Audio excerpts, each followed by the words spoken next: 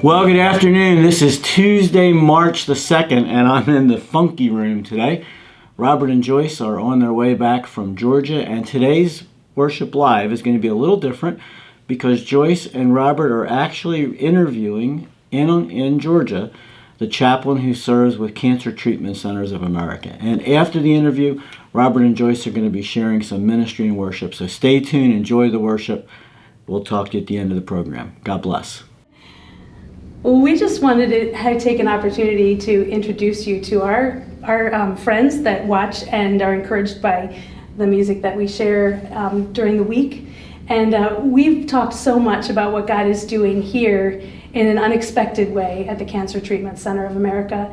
And you have been an answer to our prayers as we prayed that God would provide a chaplain here that would understand our heart for the Lord and allow us to have someone minister to us here. Mm-hmm. And you have met that need for us. And so we wanted to introduce you to our friend Chip. He is tell us your title and what you do here. Well, I'm one of the chaplains here. I was actually the first chaplain that was hired here 8.5 years ago. And it is just, boy, it has been a joy getting to know these two folks. I mean, I love Robert and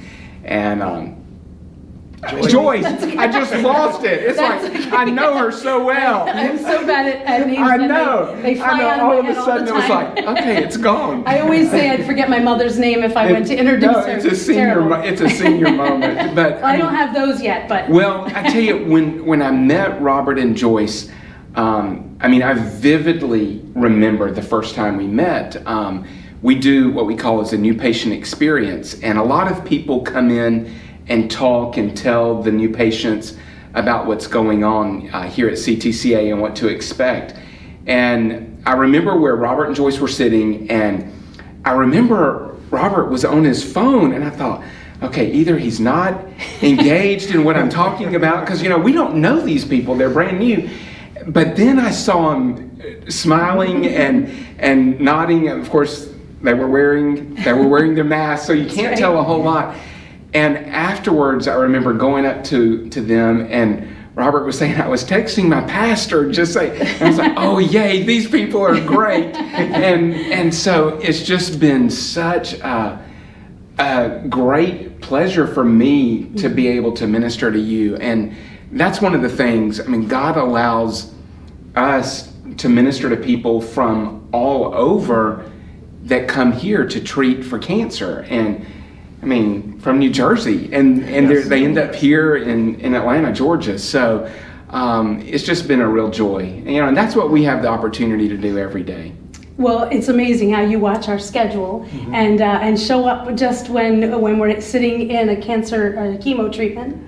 And in fact, I was planning to see. I'm going to see him tomorrow, right? Because I know Robert, you'll be in there, and one of the ladies in our office just came through and she goes, oh, there's a couple, they're playing and recording, and I went, I know who that is. And so I snuck in. This is actually the first time I watched their videos that they record while they're here, but this was the first time I actually snuck in and was able to sit in and listen to Robert play one of my all-time favorite songs, All in All. Yep. So. Yep.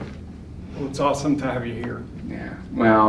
Well, here's the thing I always say. I hate that I ever have to meet patients. Mm-hmm. I wish we didn't. But this has just been a real joy for me to meet both of you. And I do know Joyce's name. I really do. That's great. One of the things that's been amazing was since we came up to the chapel and we saw the display for our Journey of Hope. And Robert immediately, as he began to understand the ministry of what happens here, he said, that's what I want to do. I want to help people walking through cancer. We can't do that now because we're going through it ourselves and be ministered to, but my sister went through your training. Can you tell them what our Journey of Hope is? Yeah, our Journey of Hope is a program that was birthed out of patients just really conveying the fact that their churches were great and they knew that their churches cared for them, but they always seem to state, my church doesn't really know how to meet my needs as I go through this journey with cancer. And so from that birthed a program where we would actually go to churches and this was before I came to CTCA, to Cancer Treatment Centers of America. But where my counterparts would go to churches on a Saturday and do a one-day workshop on cancer care ministry. Fast forward to 2012 when we opened here in Georgia, and we started looking at this and realized that if we could bring churches here on site, we could train a lot more churches in a 2-day session where we could have clinicians that would come in and other, sometimes patients share testimony or caregivers.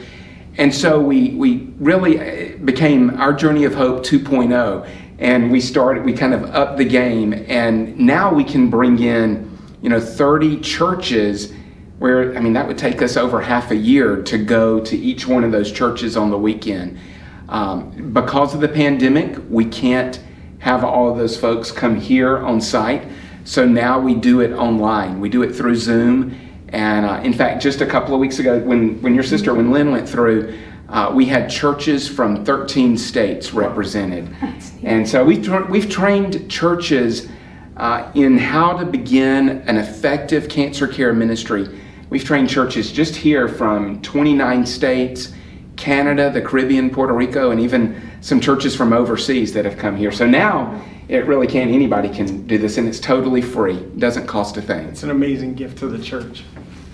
Well, so many people, the thing is, statistics show that 1 out of 2 men and 1 out of 3 women will be diagnosed with cancer in their lifetime, which when you look at it from a church's standpoint, that means about 40% of a congregation at some point in their life will go through a cancer journey. And so the church really needs to know how to respond to that. Wow. You're right. And thank you for doing that and for being there. And for us, this is our 7th visit to the Cancer Treatment Center. And as we've kind of been going through the day today, Robert had his CT scan this morning. And at 4:30, when this is over, we will hear... Meet with the doctor. And find out if all of this effort, all of that has been going on over the last treatments, are doing anything. So you've been with us every time through that, and we really appreciate you. So we look forward to hopefully rejoicing at the end of this day, but that's what God's been speaking to us, is that we're simply trusting. We know God is faithful, and you being here is part of that, Him showing us that. Well, and the thing, I think even with Robert and Joyce being here and having to go through this, and I know we've talked about, some of the side effects could be neuropathy or different things, that he might experience, which affects, of course, his ministry. And I've just been praying with them through this journey. We don't always understand why things happen, but I go back to Proverbs 3:5, where we're told, trust in the Lord with all your heart and lean not on your own understanding. And I think so many times as people, even as Christians, we want to understand. And God says, you know what? Joyce, Robert, you don't have to understand. I'm not calling you to understand. I'm just calling you to trust me. And I'm praying for great things. I knew you were having because I saw the post yesterday that they were heading down this way. And so I looked at your schedule this morning, so I saw where you were having the scan. So I kept up, and I love it being able to keep up with them through social media. It is amazing. It is. Yeah. It is really great. Great tool. Yeah. Thank you. Yeah. Thank y'all. God bless you. You Thank too. you very much.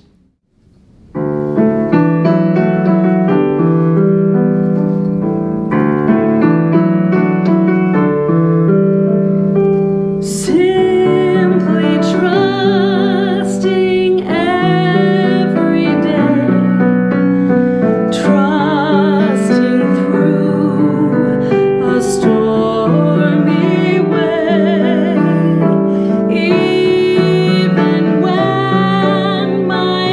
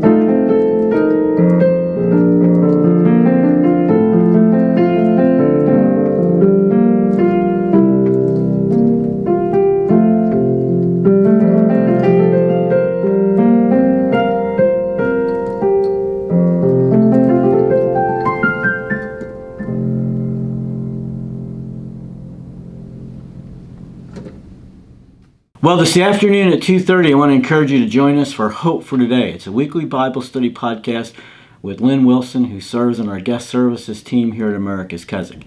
If you've never listened to our podcast, I want to encourage you to go back to our YouTube channel, America's Keswick 1, and you can look at her podcast as well as all the other things that are offered on that channel. Some really good resources, including SPF 30, which is a physical fitness workout with James Serpico, who serves on our full-time staff. It's a really cool way to start your day. That's available Monday, Wednesday, and Friday on our Facebook Live, Boxcast, and YouTube channels. Just a reminder that America's Keswick depends on friends like you to support this ministry with your gifts and with your prayers. You can give a gift today by calling 1-800-453-7942, or you can give online at www.americaskeswick.org. Thursday is our hymn sing, only one this month. The theme is spirituals. We're going to have a great time. Our numbers have increased. You got to wear a mask. You got to do a temperature check. We social distance, but it's a great meal, wonderful singing. Our full team will be there. Don't miss it. Call today for a reservation, 1-800-453-7942. Have a good rest of the day. We'll see you tomorrow on Worship Live at 1:30. God bless you.